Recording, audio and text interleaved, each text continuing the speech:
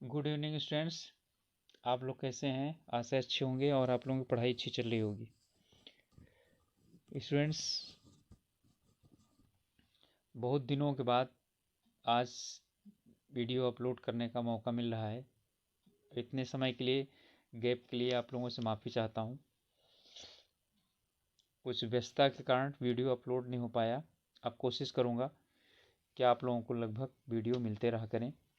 तो आप सब लोगों का एक बार फिर आपके अपने ऑनलाइन प्लेटफॉर्म प्रयाग एकेडमी में बहुत बहुत स्वागत है। तो स्टूडेंट्स, चलिए हम 20 प्रश्नों को जो श्रृंखला कर रहे थे उसी में से आगे बढ़ाते हैं। आज प्रैक्टिस सेट 7 करेंगे, 7वां प्रैक्टिस सेट करेंगे। तो चलिए देर न करते हुए स्टार्ट करते हैं। 5 सेकंड का मैं आप लोगों को समय दूंगा और उसके बाद ठीक है उत्तर मैं बताऊंगा आप लोगों को। चलिए, हमारा पहला प्रश्न है कि अस्म शब्द का सही अर्थ क्या होता है। अस्म शब्द का सही अर्थ क्या होता है? पत्थर, घोड़ा, लोहा या सुगंध।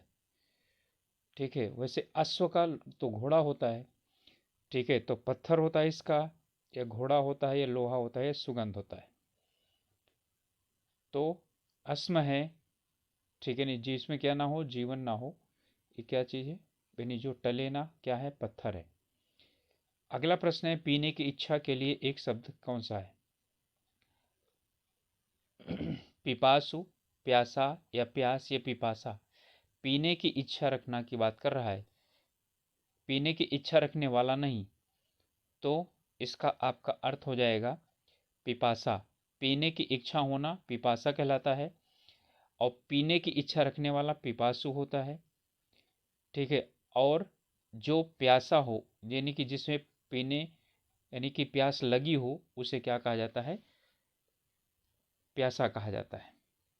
चलिए, अगला प्रश्न है, अनुपस्थित शब्द में कौन सा उपसर्ग प्रयोग हुआ है? अनु है, अनुप है, या अम है, या अन है? अनुपस्थित है, ध्यान दीजिएगा। ठीक है, अब इसमें अनुप्रयोग किया गया है, या अनुप्रयोग किया है, अम है या अन है? ठीक है, तो इसमें अनु नहीं है, ध्यान दीजिएगा, अन है, अन और उपस्थित। ठीक है, तो अन आपका इसका हो जाएगा उपसर्ग। अन उपसर्ग में उपस्थित लगा दीजिए तो बन जाएगा अनुपस्थित। ठीक है, अगला है, ज्ञानपीठ पुरस्कार प्राप्त करने वाले उत्तराखंड के प्रथम कवि थे। ज्ञानपीठ पुरस्कार प्राप्त करने वाले उत्तराखंड के प्रथम कवि शैलेश मटियानी, वल्लभ डोभाल, सुमित्रा नंदन पंत, या गंगा प्रसाद विमल। ठीक है, तो इसमें कौन थे? सुमित्रा नंदन पंत। ठीक है, सुमित्रा नंदन पंत। और आप लोग मुझे कमेंट करके बताइएगा सुमित्रा नंदन पंत को किसके लिए और किस वर्ष ज्ञानपीठ पुरस्कार प्राप्त हुआ था। अगला है, बनारसी साड़ियाँ अच्छी होती हैं में बनारसी शब्द क्या है? ये परिमाणवाचक विशेषण है, व्यक्तिवाचक विशेषण है,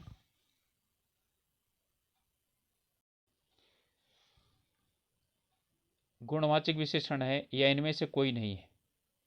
बनारसी साड़ियाँ। ठीक है, देखिए साड़ियों की क्या है, ठीक है, साड़ियों के लिए बनारसी प्रयोग किया गया है। तो परिमाण बताता है, व्यक्ति बताता है, गुणवाचक बताता है, या इनमें से कोई नहीं बताता है? तो इसमें कौन सा बताता है?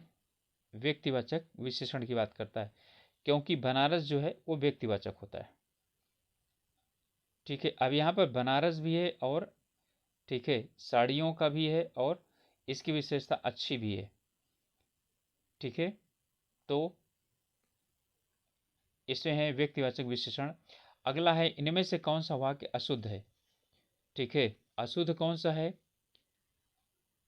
इसमें तुम्हें पग पग पर कांटे मिलेंगे, अनेक स्त्री पुरुष उसे देखने गए, वहां जाने से तुम्हें क्या लाभ होगा? इनमें से कोई नहीं। ठीक है, तो फटाफट इसका आंसर अपने आप बताइए, फिर मैं आपको बताता हूं। इसमें तुम्हें पग पग पर कांटे मिलेंगे।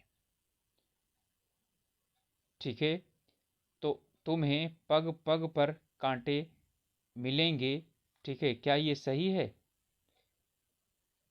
अनेक स्त्री पुरुष उसे देखने गए।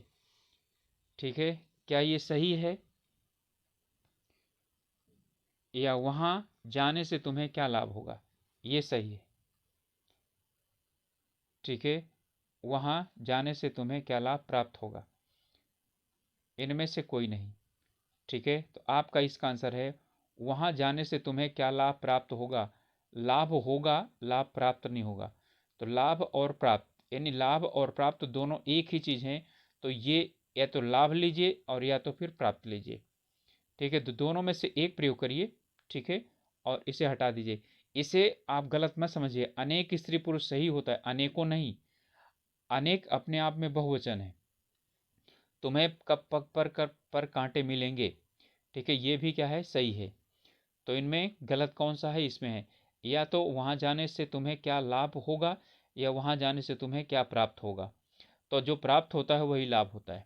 ठीक है, तो यहाँ पर यानी कि ये कौन सा दोष है, इसमें वाक्य में दोष है कि शब्द की पुनरावृत्ति दोष। ठीक है, पुनरावृत्ति दोष है इसमें, उसी को ही बार बार कह दिया गया। अब सातवां है, वह स्त्री जिसको एक ही गर्भ से दो संतानें हैं। यानी कि वह स्त्री जिसके गर्भ से, ठीक है, दो संतानें पैदा होती हैं, उसके लिए क्या बोला जाता है। ठीक है, बताइए, पतिव्रता, यमस, जननी या इनमें से कोई नहीं। ठीक, ध्यान दीजिएगा, ये कह रहा है वह स्त्री जिसको एक ही गर्भ से दो संतानें हैं। ठीक है, तो उसे क्या कहा जाता है, यमस कहा जाता है। ठीक है, और एक ही गर्भ से यानी कि दो संतानें जो जन्म लेती हैं, ठीक है, उन्हें सगर्भा भी कहा जाता है। और दूसरा क्या चीज कहा जाता है, ठीक है, उन्हें सगर्भा की भी कहा जाता है। तो जो अब वो स्त्री यानी कि जो है वो चाहे भाई बहन हो, भाई भाई हो, बहन बहन हो, तो सगर्भा उन्हें कहा जाता है। ठीक है, इसके बाद है सदैव। शब्द में कौन सी संधि है, यण संधि, व्यंजन संधि, वृद्धि संधि या गुण संधि। तो सदैव, सदैव में कौन सी संधि है, सदा और क्या है, ठीक है, एव है या एव है। ठीक है, तो इसका जो है ना आपको उत्तर क्या हो जाएगा, इसमें आय की मात्रा आई है ना, तो आय किस में आता है, वृद्धि में आता है। ठीक है, तो इसमें कौन सी संधि हुई, वृद्धि संधि हुई। ठीक है, नयन का संधि विच्छेद क्या होता है। ठीक है, तो नयन का संधि विच्छेद क्या है, ने और अन, या ने अयन, या ना और अन, या नय और अन। ठीक है, तो यहां पर ये कौन सी संधि है, ने और या बना है, यानी कि नय। तो ये ने और क्या चीज है, अन से, यानी ए के बाद आ आया है, तो ए के बाद कोई भी क्या होता है, ठीक है, यानी कि स्वर आता है, तो कोई भी विपरीत स्वर आता है तो उसका क्या हो जाता है, या परिवर्तित हो जाता है। तो ने प्लस क्या हो जाएगा इसका, ठीक है, अन हो जाएगा, ये हो जाएगा नयन, अयादि संधि।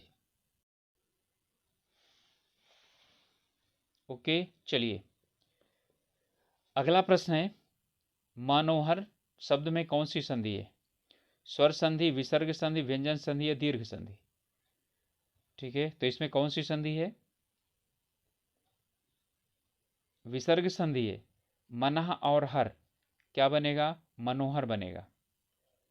ठीक है, मना और हर विसर्ग संधि है, मनोहर बनेगा। उज्ज्वल में प्रयुक्त संधि है, उज्ज्वल में कौन सी संधि क्या हुई है, प्रयोग की गई है।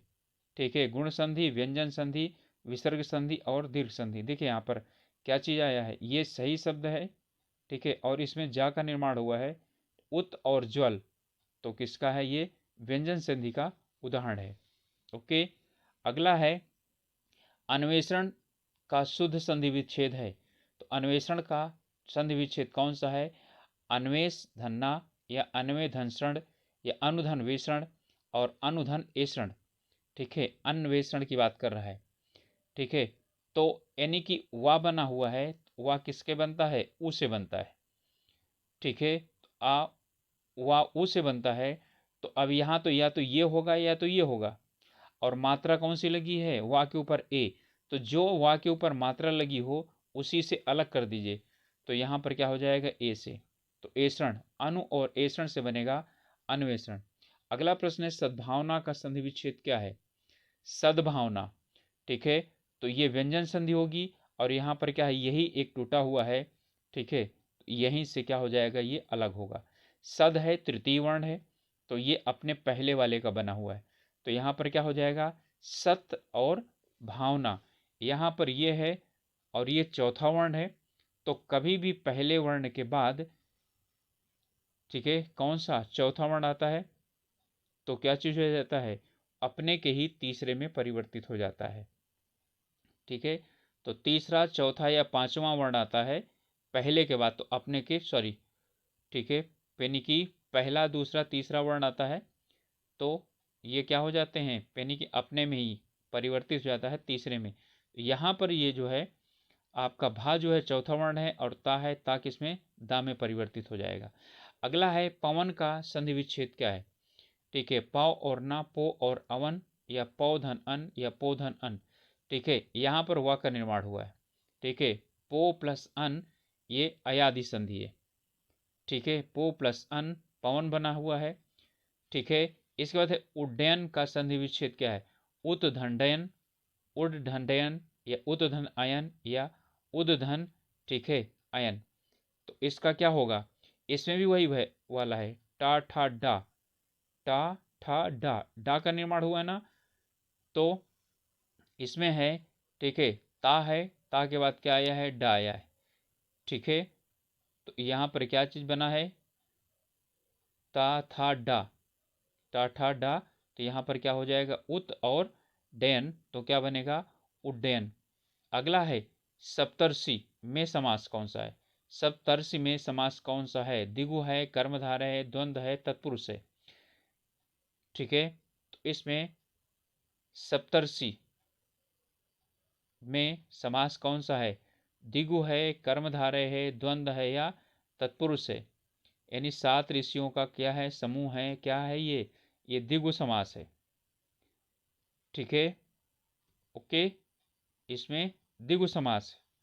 अगला है गुरुदेव शब्द का में कौन सा समास है, गुरुदेव अव्ययी भाव, तत्पुरुष, बहुब्रीहि, ठीक है, कर्मधारय, ठीक है, तो इसका कौन सा है, गुरुदेव, यानी कि गुरु यानी देवों के क्या, ठीक है, गुरु, या ऐसे जो गुरु जो क्या चीज है, देवता के समान है, ठीक है, तो देवता के समान होने वाले गुरु कौन से हैं, ये कर्मधारय, विशेषता बता रहा है, विशेष और विशेषण का यहाँ पर है। इसके बाद है नीलांबर, ठीक है, तो नीलांबर का अर्थ, इसमें समास कौन सा होगा, नीलांबर में तत्पुरुष है, कर्मधारय है, बहुब्रीहि है, द्वंद्व है, ठीक है, तो नीला अंबर, इसमें कौन सा होगा, ठीक है, इसमें नीलांबर में समास कौन सा होगा, तत्पुरुष, कर्मधारय, बहुब्रीहि या द्वंद्व, ठीक है, तो इसमें क्या होगा, कर्मधारय, ठीक है, यानी अंबर जो क्या है, नीला है।